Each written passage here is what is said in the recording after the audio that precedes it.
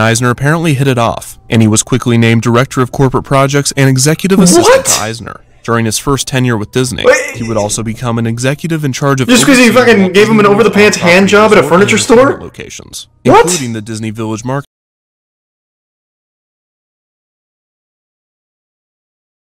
The year was 1996, and the Walt Disney Company was in a very peculiar place. Walt Disney Studios... Actually, hold on, give me 1 second. Let me tinkle. Sorry, I don't mean to blue ball you here, but I'm gonna take a little tinkle. Give me 1 second.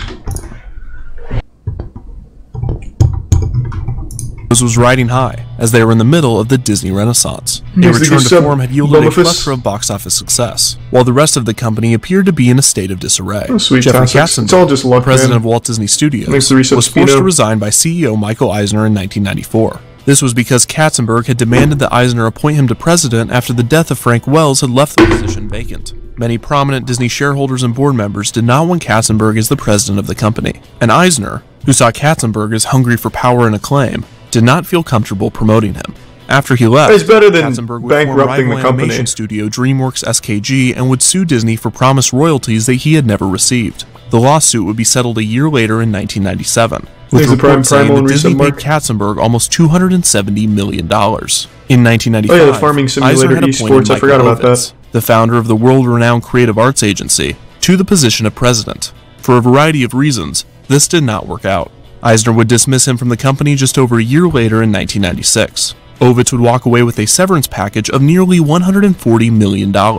During all of this, Eisner himself would cash in stock options of nearly $600 million. Holy shit! Flying all over the place at the Walt Disney Company. What but none the of it was going to the company's other major division. Disney Parks had gone on a roller coaster of its own. No wonder he didn't fucking care about making Disney any good. The Disney decade was not going as planned. Many ambitious and creative projects were scrapped by the mid-90s. Disney's America was announced, and then cancelled. Disneyland's elaborate Tomorrowland renovation, Tomorrowland 2055, was announced, and then cancelled. Disneyland's second gate, was announced, and then cancelled. That looks so cool, Disneyland's other second gate, Westcott, was announced, and then cancelled. Epcot's New World Showcase pavilions and renovated Future World pavilions were announced, and then cancelled. A bunch of Indiana Jones attractions, holy shit, a bunch of Muppets attractions, and a bunch of Toontown attractions all were announced and then cancelled because of one bad egg. Euro Disney. The resort just outside of Paris, France had gone way over budget and failed spectacularly, causing a domino effect throughout the company.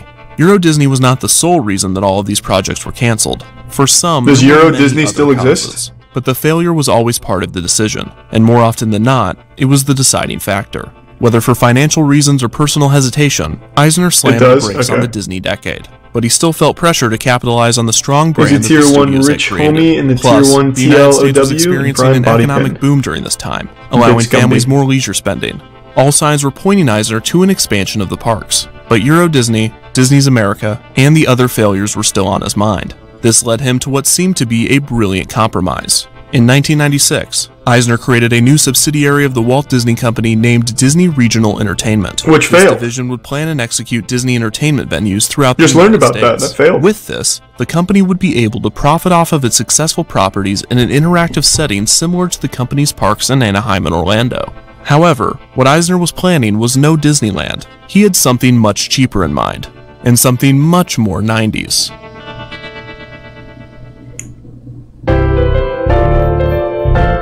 It all exists and is known as Disneyland Paris. Okay, that's interesting. Disney was making money as every company should. Little Mermaid, Aladdin. Oh, that was a crazy intro. So big, they wanted to take them east. They tried to expand, but Euro Disneyland. Damn! This is on fire. Like Full House. Out of money, they were out of luck, but Eisner had an idea to pick the company back up to the malls. Is it Tier 1 Molby? Cancel all your plans, it's Defunctland. Cashing all your stock as quick as you can. Fascinating Horror is a channel. Oh, okay. I think the bit sucks. Defunctland is filmed in front of a live studio audience.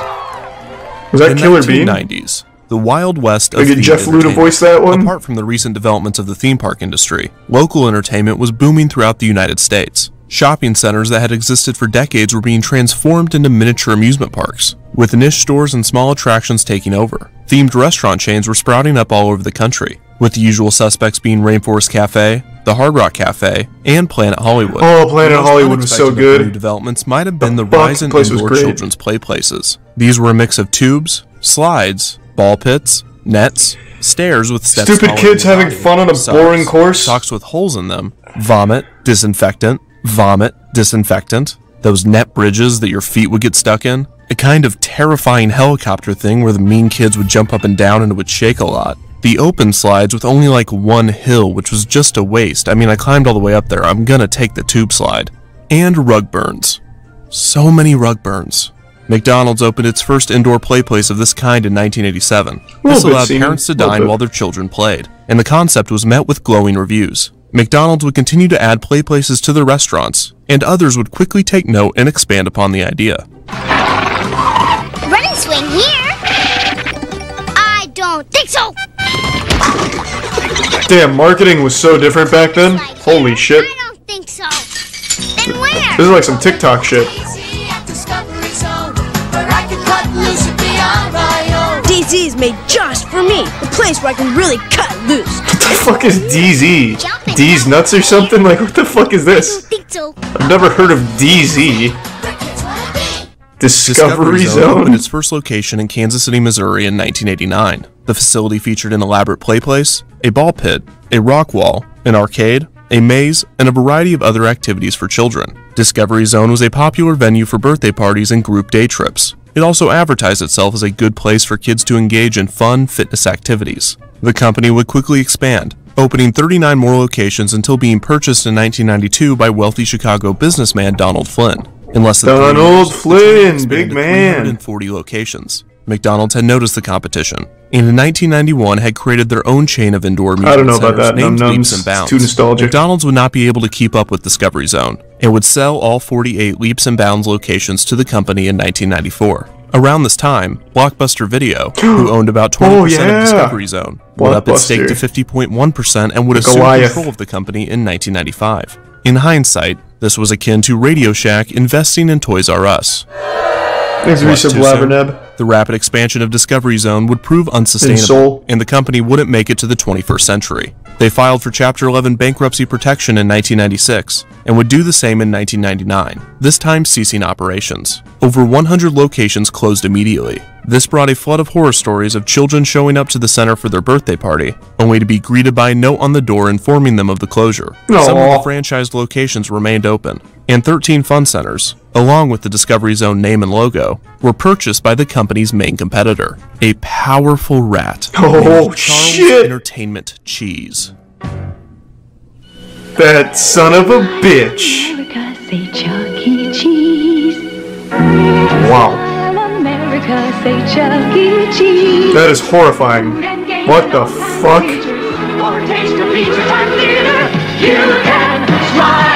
I cannot believe this place was successful. This is like actual horror movie shit. Like, that rat is fucking methed out.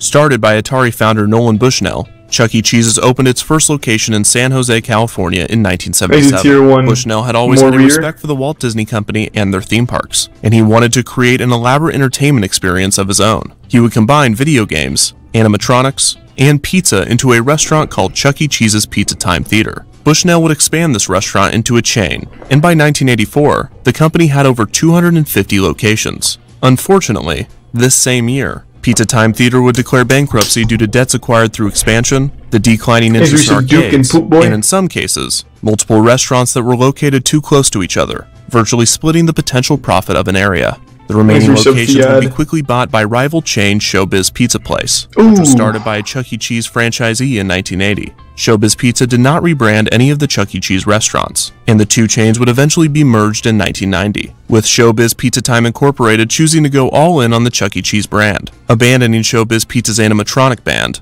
the Rockafire Explosion, in the process. Throughout all of the Showbiz is going in on the technology there. Those animatronics look smooth. In 1992, with all of them being renamed to Chuck E. Cheese's Pizza before dropping the pizza from its title in 1995. On top of their arcades, animatronic shows, and pizza, Chuck E. Cheese's began investing more in indoor play places to compete with McDonald's and Discovery Zone. It was around this time that the Walt Disney Company took note of the success of these companies. While they might have been late to the game, they expected to fit right in. After all, Discovery Zone had been described as an indoor Disney World, and Chuck E. Cheese's used Disney as a major inspiration during its development. If Disney utilized the same concept, implementing their attention to detail and intellectual properties, they could dominate the new market. And dominate they did.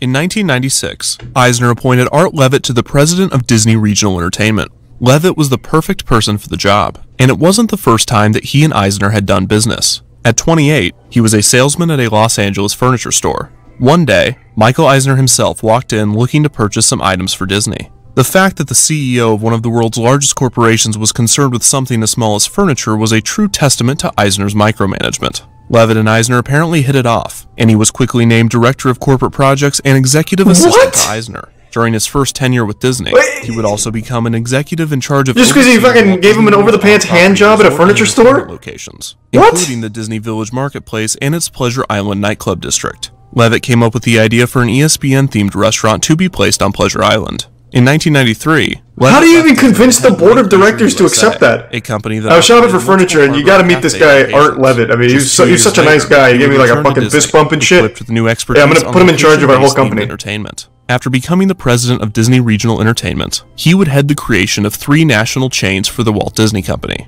The first was their attempt at a children's indoor amusement center to be named Club Disney. Club Disney is a now little-known project of the Walt Disney Company. Disney intended to build the amusement centers in suburban malls throughout the country. The spaces were designed for weekend visits, school field trips, and birthday parties. It would also house family workshops, such as Pooh Aerobics, which was described as a 10-week parent and child stretching and exercise program led by the beloved and befuddled Honey Bear. The complexes featured play places, educational demonstrations, animation tutorials, karaoke, and kid-friendly computer games in a lab called the Mouse Pad. The e-ticket attraction of Club Disney was of course the play place. These varied from location to location, with some being themed to a specific franchise, such as The Lion King or Hercules, while others were not themed at all. The play places had varying names, such as the Jungle Climber, the Color-Rageous Climber, and the Supercalitoontastic Whatchamaclimate Time Toaster. Other attractions were a room themed to Peter Pan where guests could see their shadow, a swing themed to Tarzan, an activities area called Herc's Gym, motion-detected musical instruments on the Aristocat Music Wall, which sounds very similar to an attraction that used to be in Epcot's Imageworks, an area for children under 3 called the Pooh and You Corner, a storybook time, and a variety of arcade games. Cool name. At some locations, there was a Little Mermaid themed area. Alright, I'm just gonna go play in the Pooh and You. Quote, peek through the portholes of a sunken pirate ship and find a treasure, or chat with a friend on a cellular telephone. There would also be periodic dance parties themed to different Disney properties. These included the Lion King Limbo, the Mickey Macarena, and the Roger Rabbit Bunny Hop. Some locations had a room called the Theater, where guests could dress as Disney characters and participate in a fashion show. There were also educational activities called Ed Ventures, and monthly activities, such as science demonstrations themed to Flubber. As with Chuck E. Cheese and Discovery Zone, a major focus of Club Disney was its elaborate birthday parties, with children getting to pick from a few options, such as Disney Princess Tea,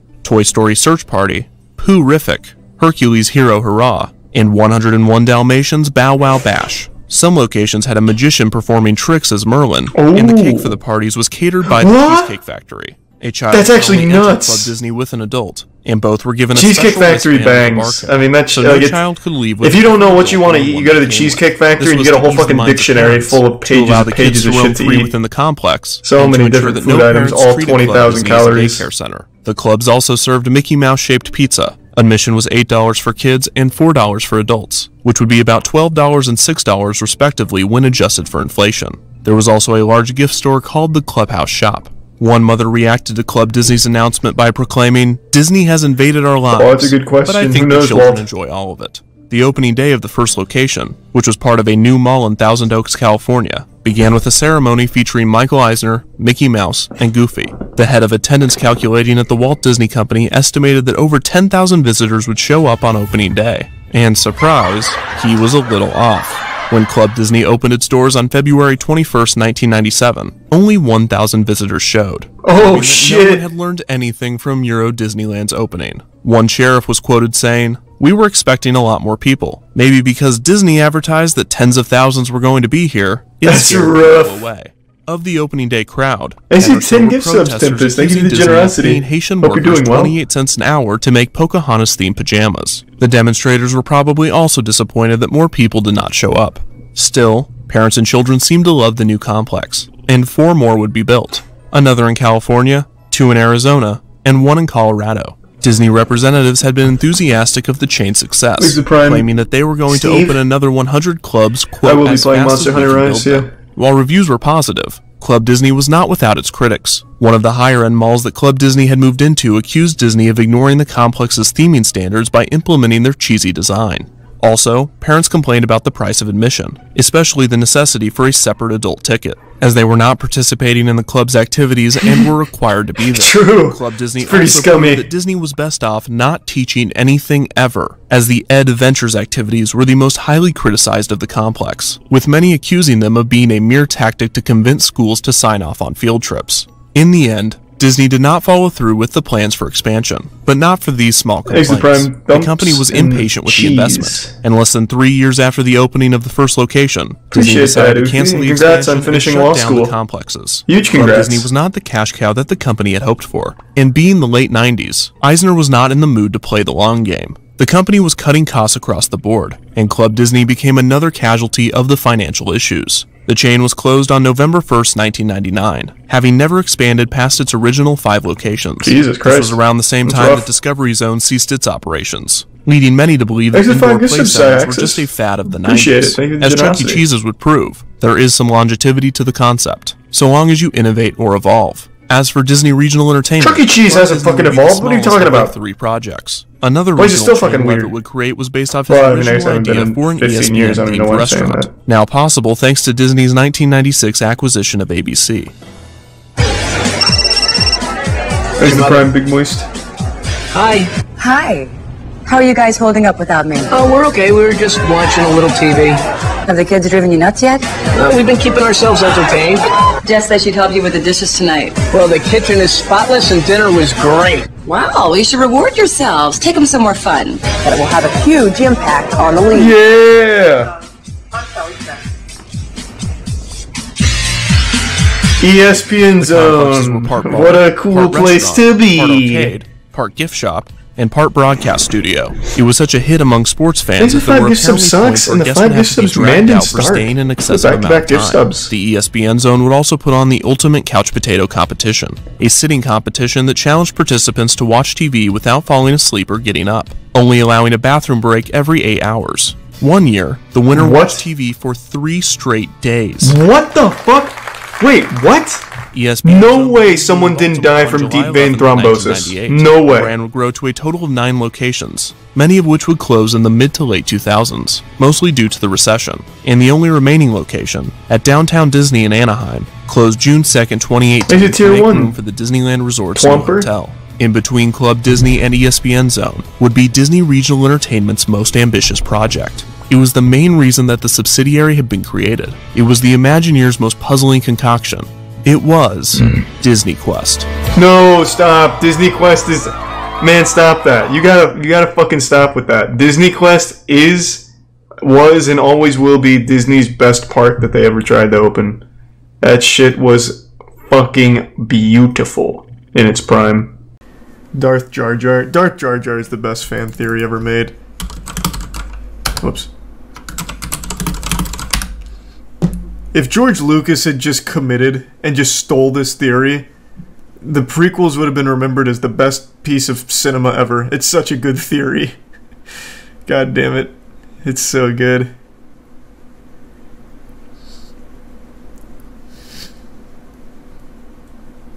Thanks, Resub Relish. You gonna finish Moon Knight? No, I didn't like it.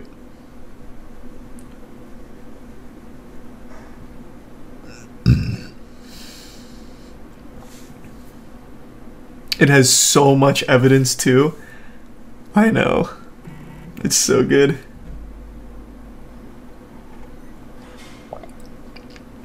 But even Lucas said the key was Jar Jar. Okay, let's not get carried away. This was never Lucas's plan. The whole clip where he says Jar Jar is the key He's talking about, like, fuck, what was it?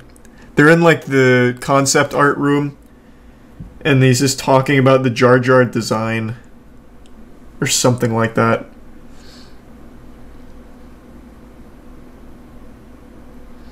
He's not actually saying that Jar Jar is the key in the narrative or anything.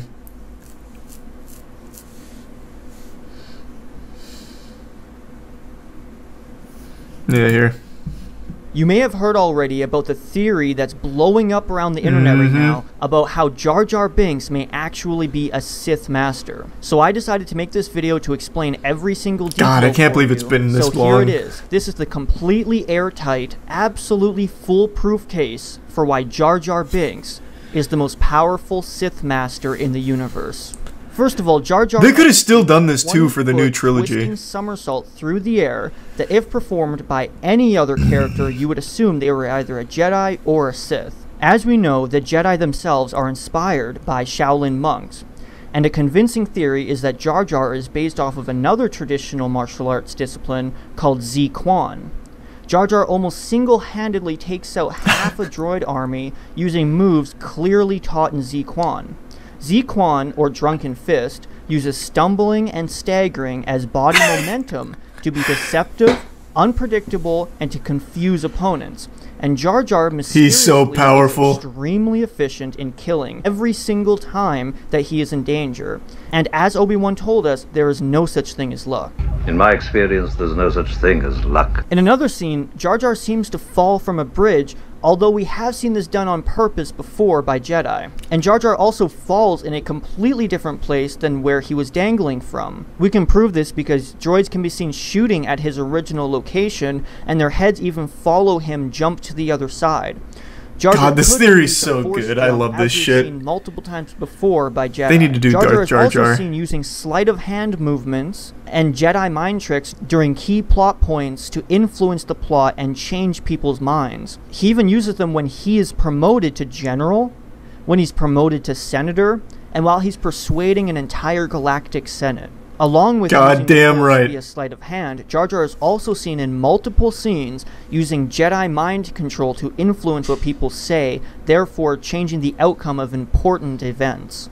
The Queen wishes it. She's curious about the planet. I mean, right here he's not really doing anything, he's just kind of looking all goofily. But the other ones I like the idea because he is doing like hand motions and shit. This one's more just Jar Jar looking at a conversation. He's just staring. Thanks to the Prime fall away and the resub Kylo.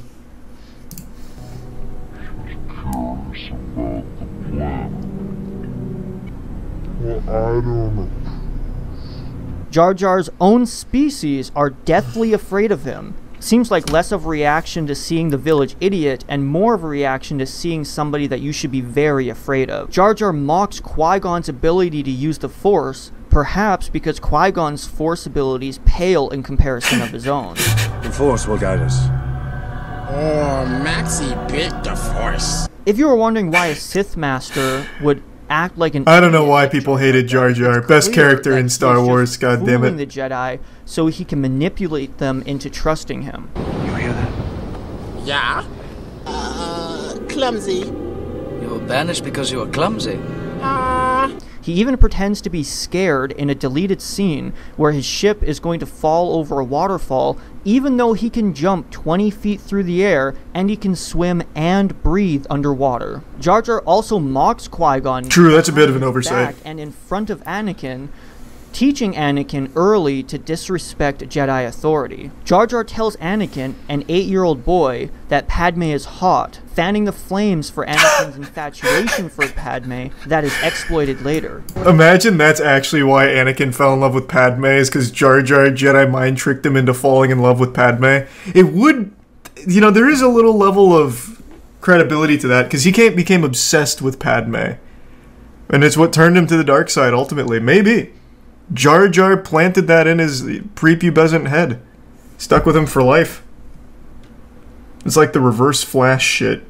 Kinda, but for like the whole galaxy. Thanks to the resub Woody and Meppy and the Prime Mustard. There was an episode in Clone Wars where Jar Jar pretends to be a Jedi. Pity, huh? Jar Jar also talks to and is very interested in Padme, even before it is revealed that Padme is the real queen. Jar Jar also influences Padme's decision-making when she's at her most uncertain. We got a grand army. I've decided to go back to Naboo. Jar Jar senses that the Jedi are coming without any warnings. He could not have known in any way that they were coming, and he even walks up to the elevator seconds before the Jedi arrive, then pretends to be surprised to see them. When they're escaping Naboo, Jar Jar is the one who sabotages the hyperdrive, which forces them to land on Tatooine in the first place where they meet Anakin. Not to mention Jar Jar is the reason they keep running into Anakin. Jar Jar is seen suspiciously fiddling around in the back of the ship moments before the hyperdrive mysteriously breaks. R2-D2 even notices he was doing something suspicious, so he gives him a well-deserved smack before he is forced to leave in the elevator to fix it. Could have been so good if Darth Jar Jar was the big bad. Every droid Jar Jar encounters it would have felt amazing him and find him suspicious, and for good reason, because Jar Jar's mind control doesn't work on droids. You know, I find that job. Is this like miasma of confusion? Right. Controls everyone.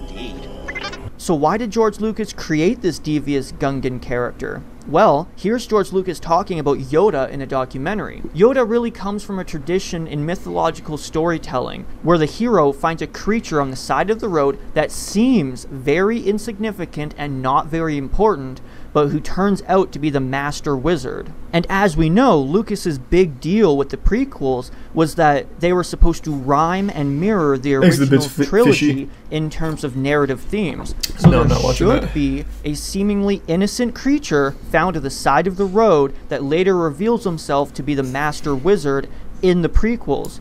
I don't think that's a bad point. I think that's a very legitimate point to make. Jar Jar's seemingly has no place in Star Wars. Like, why is he there? Just an insignificant, like, comic relief loser. But George Lucas could have had the idea to make him extremely powerful, like Yoda. I think that's a really good idea.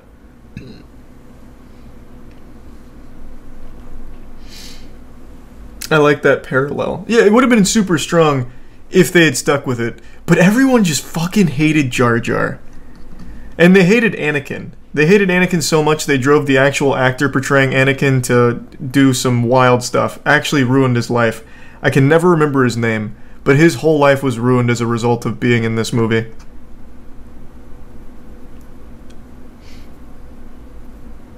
Jake Lloyd. Yep, Jake Lloyd. Thanks for the resub. Erotic Cal and the 5 gift subs. Bump. Thank you, Bump. Appreciate it, man. Wait, really? Yep. Jake Lloyd hates Star Wars. He says it ruined his life. He was bullied in school for it. He lists a lot of really sad things that happened as a result of being Anakin in Phantom Menace. I remember back in, like, 2012, 2013 or something, he ended up in, like, a giant police chase. His whole life got fucked because of being Anakin in Phantom Menace. People treated him so terribly. He burned his Star Wars memorabilia from the movies. Yeah, I mean, I believe it. Thanks to resub Supreme and the Bit Samuel. Did you know that Yoda's walking stick basically just gets him high all the time? No, that's pretty awesome though. Thanks for the 5 gift subs, Candy. Appreciate it. Don't forget, Yoda was also strangely annoying and dumb until he was revealed to be the most powerful Jedi in the universe.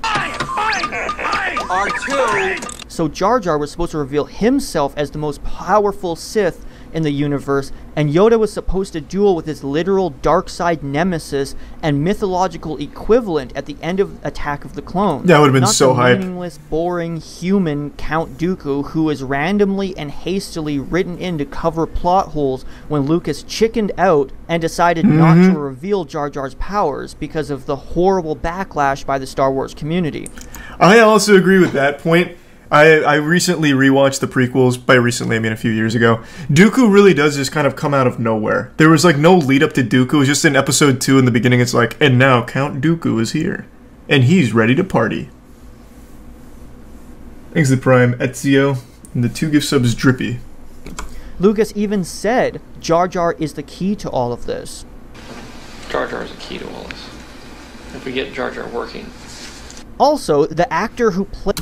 And that's misleading. I just want to say, George Lucas isn't saying, like, Jar Jar is the key to, like, the actual narrative or anything.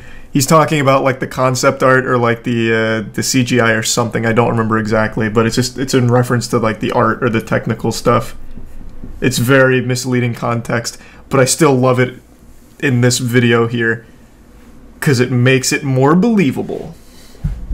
Played Jar Jar even tweeted, "I will say this, it feels good when the hidden meaning behind the work is seen, no matter how long it takes. Hashtag the Phantom Menace." Not only is Jar Jar a Sith, but it's very possible that he may not just be working with Palpatine, but possibly the Sith Master above Palpatine, and Palpatine is really the apprentice and pawn of Jar Jar. You may not know that Jar Jar follows Palpatine everywhere, and I mean everywhere. Even after Qui-Gon's funeral, seconds after Yoda explains how there's always 2 Siths, a Sith Master and an apprentice, Jar Jar is seen standing right Bane's beside rule Palpatine of 2 before he's even supposed to know who Palpatine is. Not to mention that Jar Jar and Palpatine are from the same planet. Out of the millions of planets in the galaxy, Jar Jar and Palpatine both are from Naboo. Jar Jar even convinces Padme to promote him to senator.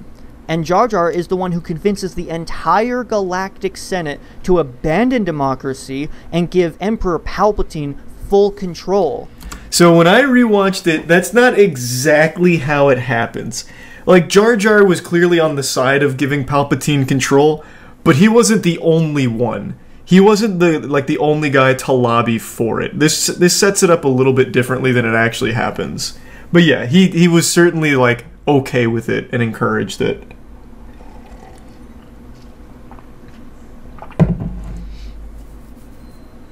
He Jedi mind tricked the other supporters? Yeah, I think he may have. That son of a bitch. Thanks to resub Mogum. And the Bitsgato and Drippy. You've been drinking out of the same glass for years. Goddamn right I have. Jar Jar has black nails. It's a sign he's a Sith. Oh, interesting. Another good point for the theory. If it wasn't for Jar Jar, Palpatine would have never risen to power in the first place. The actor who voiced Jar Jar even explains a deleted scene where Palpatine and Jar Jar walk in secret and Palpatine thanks Jar Jar for putting him in power. He also says that George Lucas made big changes in the prequels because of backlash. Also, whenever you think a Sith is the master, you always find out later on that there was always somebody controlling the Sith. I guess kind of, but not really. It's only Darth Maul and Darth Vader. That's it. Those are the only ones you see in the, like, prequel trilogy and original trilogy. So it's only 2. The eyes. The eyes, too, kind of to an extent, because, like, Palpatine's eyes and Jar Jar's eyes are pretty similar. Like, they're the same color.